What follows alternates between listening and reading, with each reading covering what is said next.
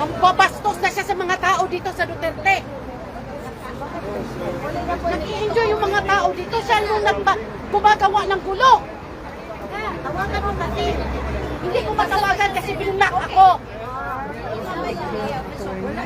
Kaya kung gusto niya maggulo sa Duterte, ito, basahin nyo yung post niya.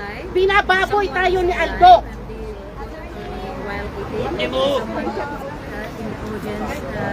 Ayan, may naka-screenshot na lahat sa ginagawa niya. Bakit hindi na lang siya magpunta dito para mag-enjoy? Ano ba yan?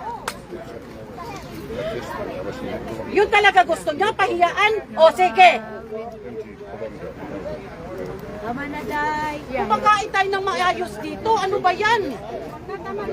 Lahat na lang ba issue sa kanya? Saka sinong nag-share doon sa kay Aldo? May nag-share? Wala bang nag-share? Mayroon. I think let's discuss this now. Let's discuss this once and for all. We are all have lives. There's no nag-share. Paano nag-share? Kasi may nag-share. Walang nag-share. All is live. Are you defending Aldo in the post? No, I never. Ganito yan. May picture to ni Aldo pagkatapos siya yung nag-share doon sa kay Ukoy. Siya nag-share tapos may caption siya mismo. Vlogger na taga Manila. No, I think, no, this is my appeal, ha? This is my appeal. I'm sorry that, May satanas talaga. this is my appeal, ha? Some things are right, some things are wrong. You need to take a stand against wrong. Alvin, you're the best friend. Take a stand. Nasasama ka dito, okay?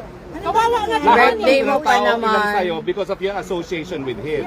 Some, there's good, there's bad. There's correct, there's wrong.